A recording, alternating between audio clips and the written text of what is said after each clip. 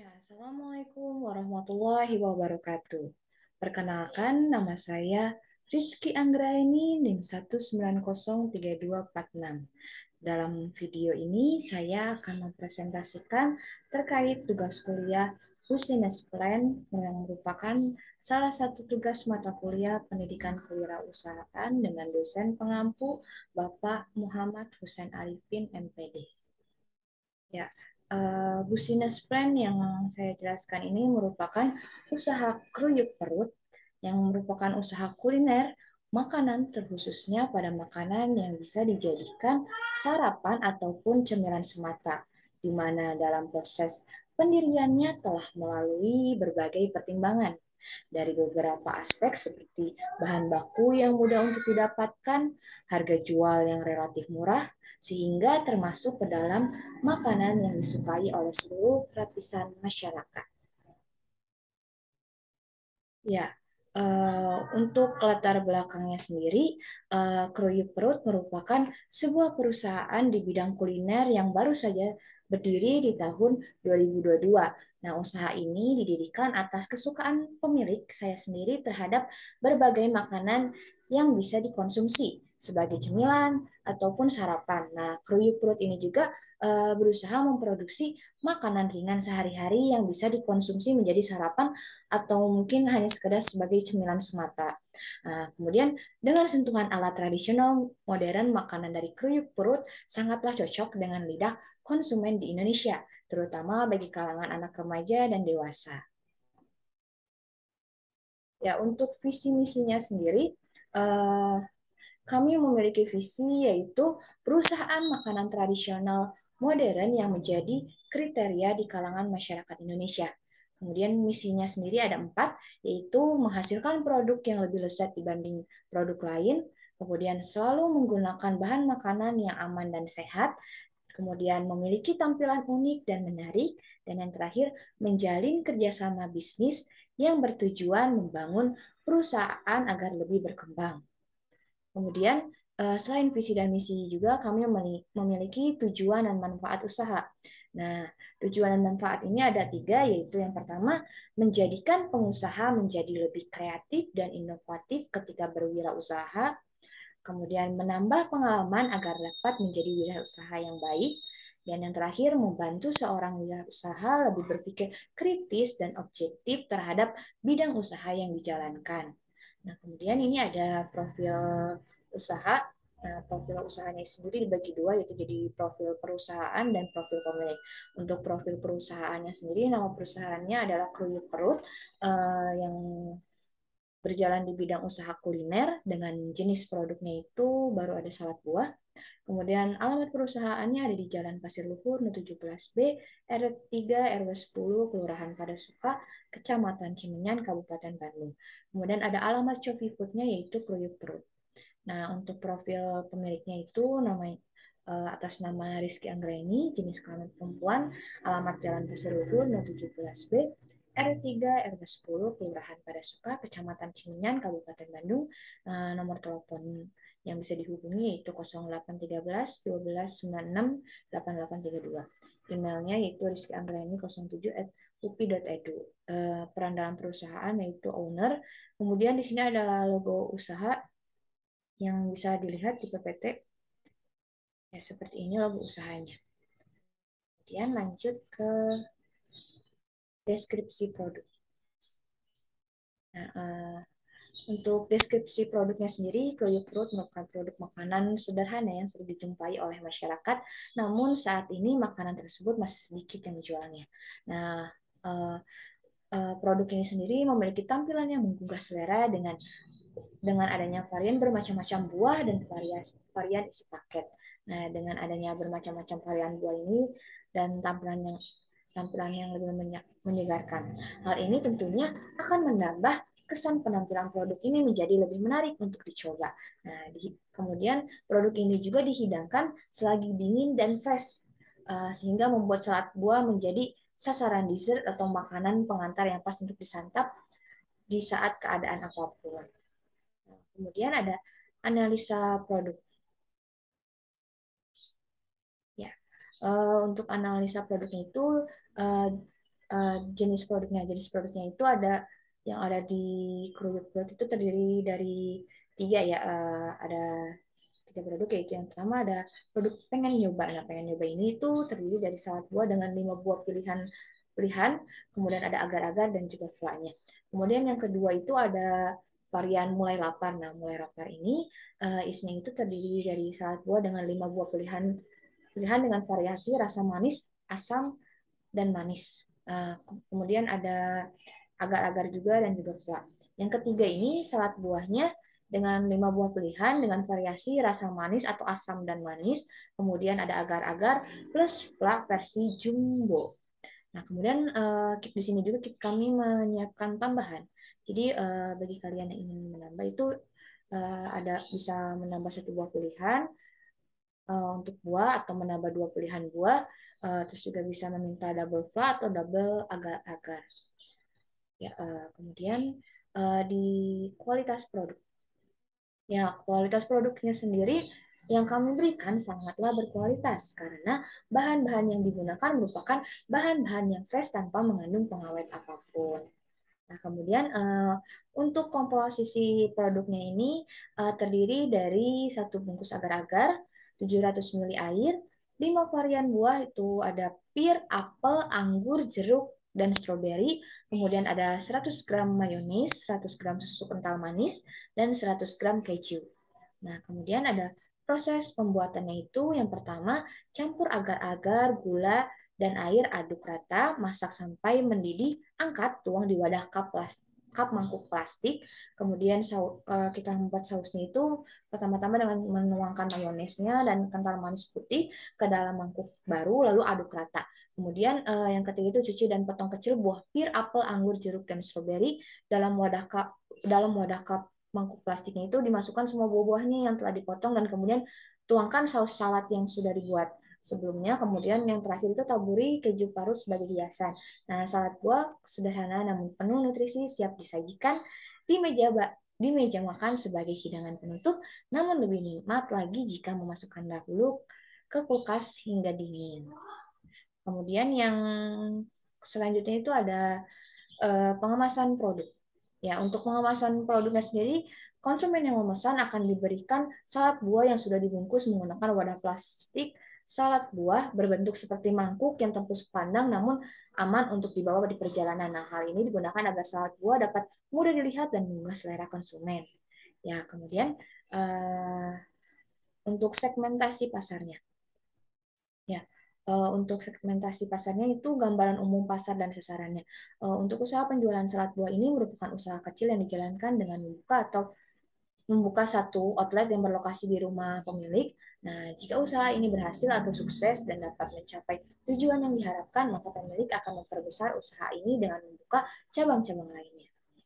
Kemudian untuk jenis produk yang dipasarkan. Nah, jenis produk yang dipasarkan ini merupakan produk yang saya pasarkan ialah salad buah sendiri dengan tampilan menarik dan tentunya memiliki kandungan gizi yang sehat. Nah, kemudian ada target dan pasar. Nah, untuk target dan pasarnya sendiri, produk salad buah ini sebenarnya bisa dinikmati oleh berbagai kalangan, mulai dari anak sekolah, mahasiswa, pegawai kantoran, ibu rumah tangga, sampai dengan lansia sekalipun dapat menikmati produk ini karena menggunakan bahan-bahan yang alami dan berkualitas. Nah, namun kami sendiri akan mengkhususkan produk ini untuk menarik minat pembeli di kalangan anak remaja dan dewasa. Kemudian yang selanjutnya itu ada pesaing. Nah, untuk saat ini kami mempunyai beberapa pesaing seperti beberapa outlet warung yang menjual salad buah. Nah, walaupun salad buah memiliki sedikit penjual, namun pengaruh pesaing terhadap penjualan salad buah sedikit berpengaruh karena para pesaing ini sudah terlebih dahulu berjualan salad buah dan juga tempat berjualannya juga yang sudah strategis serta memanfaatkan e-commerce yang sudah dikenal pelanggan. Kemudian selanjutnya itu ada sasaran pembeli dan diferensiasi. Nah, untuk sasaran kulit perut ialah para penikmat makanan sehat yang mengenyangkan, mudah dibawa-bawa, dan pastinya efisien dari kalangan anak remaja dan dewasa yang senang beraktivitas sejak pagi ataupun yang tidak beraktivitas. Kemudian untuk diferensiasinya, strategi diferensiasi yang dilakukan kulit perut adalah diferensiasi produk yang mencakup Pada tampilan yang menarik, yaitu terdapat berbagai varian paket dengan nama unik dan kandungan gizi yang terkandung dalam salad buah tersebut. Kemudian ada strategi pemasaran. Nah, strategi pemasaran ini menggunakan analisis marketing mix dan STP, yaitu untuk analisis marketing mix, langkah-langkah yang saya lakukan dengan marketing mix yaitu yang pertama saya akan memulai usaha salad buah dengan nama toko kerupuk perut. Target usaha kerupuk perut ialah seorang perempuan yang bertempat tinggal atau bekerja di sekitar perkotaan dengan tingkat pendapatan menengah ke atas serta senang mengikuti tren makanan. Nah, untuk produknya itu ada paket salad buah. Yang pertama itu ada pengen nyoba salad buah dengan 5 buah pilihan plus agar-agar dan buah. Kemudian yang kedua ada paket mulai lapar, yaitu salad buah dengan 5 buah pilihan dengan variasi rasa manis atau asam dan manis. Kemudian ada agar-agar dan juga fla. Kemudian yang ketiga itu ada paket sangat lapar, yaitu salad buah dengan 5 pilihan dengan variasi rasa manis atau asam dan manis, disertakan agar-agar dan juga fla yang dengan versi jumbo. Kemudian ada tambahannya yaitu menambah 1 buah pilihan buah, kemudian ada menambah 2 pilihan buah, kemudian ada double fla atau double agar-agar. Nah, untuk price-nya sendiri untuk paket yang pengen nyoba itu seharga 15.000, kemudian untuk mulai lapar itu seharga 18.000, kemudian yang sangat lapar itu harganya 25.000. Kemudian untuk tambahannya itu kalau misalnya ingin menambah 1 buah itu dikenakan biaya 7.000. Kemudian untuk menambah 2 buah itu dikenakan harga 12.000. Untuk double fly itu 5.000 dan double agar-agar juga 5.000. Nah, untuk place-nya sendiri, tempatnya itu lokasi produknya itu berada di pinggir jalan besar dengan parkiran yang memadai untuk 1 buah mobil atau untuk 7 motor sehingga mudah untuk diakses. Kemudian untuk promotionnya sendiri ada melalui Instagram, TikTok, Story WhatsApp, Facebook, Twitter, kemudian melayani COD di sekitar tempat usaha, serta menjalani e-commerce dengan Shopee Food. Kemudian ada analisis STP. Nah, langkah-langkah yang saya lakukan dengan STP yaitu saya akan membuka usaha salad buah dengan nama toko kerupuk perut. Untuk memudahkan penjualan konsumen, saya menemukan target calon konsumen. Oleh karena itu, saya membuat tabel analisa. Nah, untuk tabel analisa sendiri itu jenis kelamin saya memilih perempuan karena perempuan biasanya senang mengikuti tren makanan saat ini. Kemudian untuk usianya sendiri itu dari remaja ke dewasa. Nah, kenapa? Remaja dan dewasa itu biasanya senang dengan makanan yang simpel dan bisa dijadikan sebagai cemilan sesaat atau cemilan sehat. Nah, kemudian untuk tingkat pendapatannya sendiri, saya memulai untuk menengah ke atas. Nah, harga yang dipatok sendiri kan sudah disesuaikan untuk konsumen menengah ke atas dikarenakan bahan baku yang terkadang harganya sering berubah. Nah, untuk tempat tinggalnya sendiri, saya menargetkan untuk pelanggan yang berada di perkotaan. Nah, karena kebutuhan makanan di kota sendiri cenderung besar dan biasanya jika sesuai selera akan menjadi langganan. Nah, kemudian untuk dapat dianalisa calon konsumen yang ditarget ialah dari perempuan yang menginjak remaja hingga dewasa di mana memiliki pendapatan menengah ke atas dan bertempat tinggal di perkotaan. Nah, ide bisnis ini diberi nama kerupuk perut dikarenakan seperti yang kita ketahui perut akan mulai berbunyi akibat 2 kemungkinan, yaitu pertama karena lapar dan yang kedua karena perut sedang melakukan proses pencernaan sehingga usaha ini pemilik harapkan dapat mengenyangkan perut konsumen sekaligus menjaga kesehatan konsumen dengan makanan yang sehat. Maka slogan yang saya dapat buat ialah keruyuk perut, perut kenyang, perut aman. Ya, kemudian next itu ada proses distribusi atau penjualan dan rencana pengembangan usaha. Nah, untuk promosinya sudah dijelaskan sebelumnya, yaitu promosi yang akan dilakukan ialah dengan menyebarkan di sosial media, yaitu story Instagram, story WhatsApp, dan Facebook. Nah, selain menyebarkan secara online, promosi juga dilakukan dengan cara menyebarkan dari mulut ke mulut. Nah, kemudian ada pengembangan pasar. Nah, setelah berhasil pada usaha pertama ini, usaha ini akan mencoba untuk membuka cabang kerupuk perut, baik itu di dalam kota ataupun di luar kota, agar nantinya para konsumen bisa lebih mengenal keunikan dan cita rasa dari makanan ini.